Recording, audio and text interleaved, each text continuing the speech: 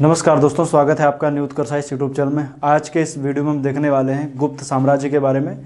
गुप्त काल की हम बात करेंगे, इसके बाद आने वाले वीडियो में हम गुप्तोत्तर काल की बात करेंगे, फिर हम दक्षिण भारत की तरफ भी आएंगे।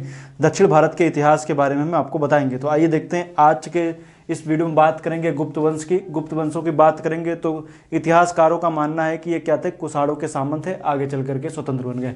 तो संस्थापक की बात करेंगे तो इस वंश का संस्थापक श्रीगुप्त को माना जाता है। श्रीगुप्त के बाद हम देखेंगे तो शासक आता है घटोत्कच।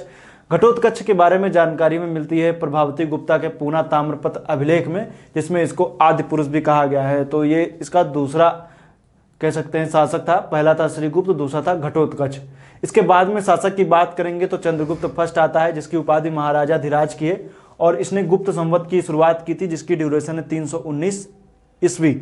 और इसको गुप्त वंश का कह सकते हैं कि वास्तविक संस्थापक माना जाता है। गुप्त वंश का वास्तविक संस्थापक इसने, एक इसकी खासियत यही है कि राजा रानी प्रकार की रजत मुद्राएं जो थी वो इसने चलवाई थी। तो ये चीज याद रखिएगा, ये काफी इंपॉर्टेंट है। उपाधि महाराजा धीराज की थी, ये याद रखिएगा।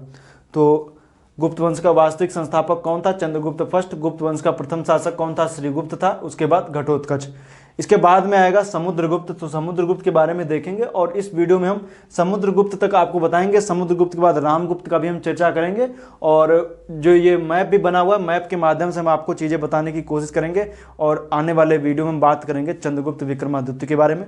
तो आइए देखते हैं समुद्रगुप्त। समुद्रगुप्त को क्या बोलते हैं? भारत का नेपोलियन बोलते हैं, कविराज भी बोलते हैं और पराक्रमांक भी बोलते हैं। तो पराक्रमांक, कविराज, कविराज इसके सिक्कों में मिला है, इसमें हम जिक्र करेंगे भी आगे, कविराज। और भारत का नेपोलियन भी कहते हैं। इसके काल में हम देखेंगे तो गुप्त साम्राज्य का सबसे ज़्यादा विस्तार इसके काल में होता है। और जब हम देखेंगे, अभी हम इसकी विजयों की चर्चा करेंगे तो हम बात करेंगे आर्यावर्त की और दक्षिणावर्त की हम बात करेंगे। तो उसमें कैसे कैसे विजय इसने की है उसके बारे में हम आगे जिक्र करेंगे। तो ये देखते रहिए। और प्रयाग प्रशस्ति में इसके बारे में काफ़ी ज़्यादा जानकारी मिलती है, जिसकी रचना हरिसेन ने की थी। इसके दरबार में रहता था, तो हरिसेन ने प्रयाग प्रशस्ति की रचना की, और जिसे समुद्रगुप्त की आत्मकथा भी कहते हैं। इस प्रयाग प्रशस्ति की खासियत है कि इसमें 3 राजाओं का उल्लेख है। अशोक है, समुद्रगुप्त है और जहांगीर है। तीनों राजाओं का इसमें चर्चा इसमें की गई है। शुरुआत में अशोक है, फिर समुद्रगुप्त, फिर जहांगीर में। इसकी जो लिपि वो ब्राह्मी लिपि है, भाषा जो है वो संस्कृत की है, इसको याद रखेगा। और प्रयाग प्रशस्ति की खासियत ये है कि अकबर, ये पहले कौशाम्बी में था, बाद में अकबर ने इसको इलाहाबाद अर्थात प्रयागराज में लेकर के चलाया। तो अकबर ने इसको कौशाम्बी से इलाहाबाद लेकर आया था, और ये ब्राह्मी लिपि में और संस्कृत भाषा का ये लेख है। और इसकी बात हम करेंगे तो इसके काल में एक एरड़ अभिलेख भी है। वैसे एरड़ अभिलेख में नाम 2 लोगों का आता है, दूसरा जो आएगा वो भानुगुप्त का एरड़ अभिलेख, उसमें भी हम चर्चा करेंगे आगे।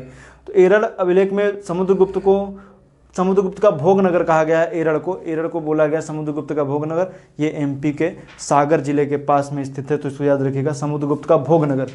और समुद्रगुप्त की इसी अभिलेख में बात करेंगे तो समुद्रगुप्त की तुलना कुबेर तथा यमराज से भी की गई है एरड़ अभिलेख में। तो ये भी याद रखिएगा, किससे की गई है? इसमें तुलना की गई कुबेर से और यमराज से की गई है। अब बात करते हैं विजयों की, क्योंकि ये काफ़ी इंपॉर्टेंट है। विजय वगैरह नाम पर्टिकुलर किसी क्षेत्र का आएगा नहीं, लेकिन आप पूछ लिया जा सकता है कि आर्यावर्त का क्षेत्र कौन था और दक्षिणावर्त का क्षेत्र कौन था। जब हम बात करेंगे मनुस्मृति की, तो मनुस्मृति में चर्चा मिलती है कि आखिर आर्यावर्त का क्षेत्र कौन था। तो आर्यावर्त का क्षेत्र है, आर्यावर्त की क्षेत्र की बात करेंगे तो हिमालय से लेकर के विंध्याचल का क्षेत्र जो है ये, या विंध्य क्षेत्र के बीच का जो एरिया, इसको बोला गया आर्यावर्त। और आर्यावर्त के नीचे जो हम देखेंगे तो दक्षिणावर्त, जो विंध्याचल से लेकर के कृष्णा तुंगभद्रा नदी के बीच का क्षेत्र जो था उसको बोला गया दक्षिणावर्त।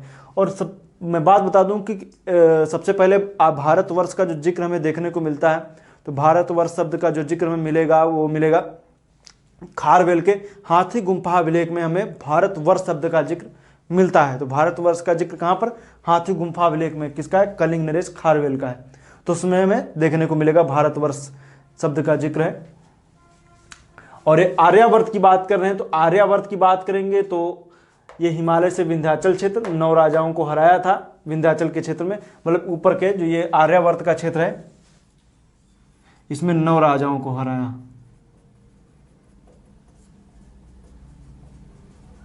9 राजाओं को हराया, और 9 राजाओं को हराया, उनमें से प्रमुख थे कोतुलंग थे, अच्युत थे, ये सभी राजा थे, नागवंशी राजा थे। इनको हराया। इनको हराने के बाद फिर दक्षिणापथ की विजय की। दक्षिणापथ में देखेंगे तो ये जो क्षेत्र मैंने बताया है वो विंध्य से लेकर के कृष्णा तुंगभद्रा तक के बीच का क्षेत्र, जो ये वाला क्षेत्र है, इस वाले क्षेत्र में। इसमें जब हम देखेंगे तो 12 राज्यों को हराया। 12 राज्यों में देखेंगे तो कौशल था, कांची था, वेगी था, इन सब राज्यों को इसने हराया था। और इनमें जब हम देखेंगे तो इसकी जो नीति थी, इसमें ग्रहण मोक्ष अनुग्रह की नीति इसने अपनाई थी। तो आखिर ये ग्रहण मोक्ष अनुग्रह की नीति अपनाई तो आखिर क्या थी, अर्थात पहले उसने राज्यों को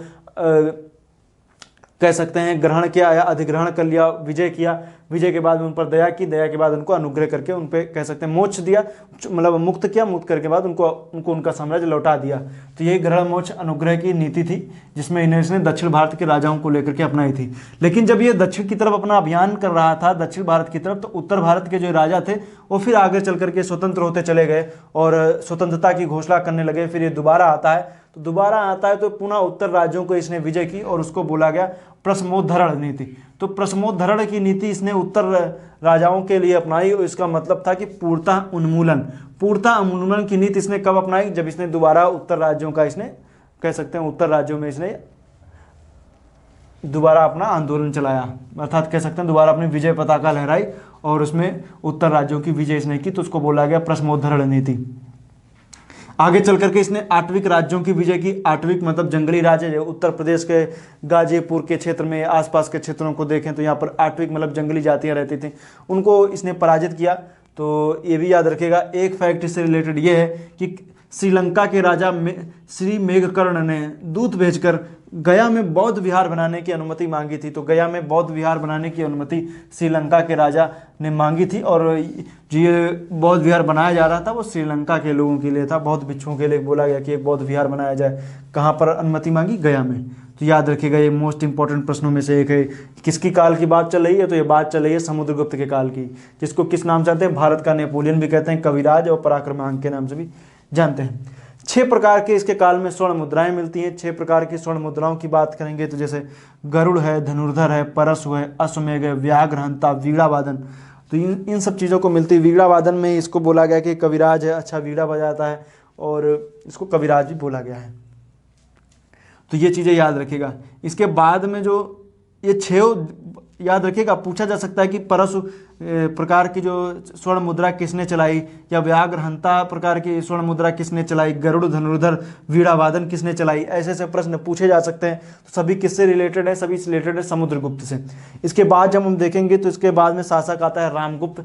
रामगुप्त में देखेंगे तो रामगुप्त को लेकर के कह सकते हैं कि गुप्त साम्राज्य का सबसे निकृष्ट प्रकार का ये शासक बोला जा सकता है। इसके काल में शकों का आक्रमण हुआ। शकों का आक्रमण जब इसके काल में होता है तो शकों का आक्रमण हुआ। शकों के आक्रमण के समय जब हम देखेंगे तो इसमें ध्रुव स्वामिनी की चर्चा मिलती है। जो इसकी पत्नी ध्रुव स्वामिनी है, इसने क्या किया कि शकों को अपनी पत्नी को दे दिया। अपनी पत्नी को क्या बोला कि शकों को दे दिया।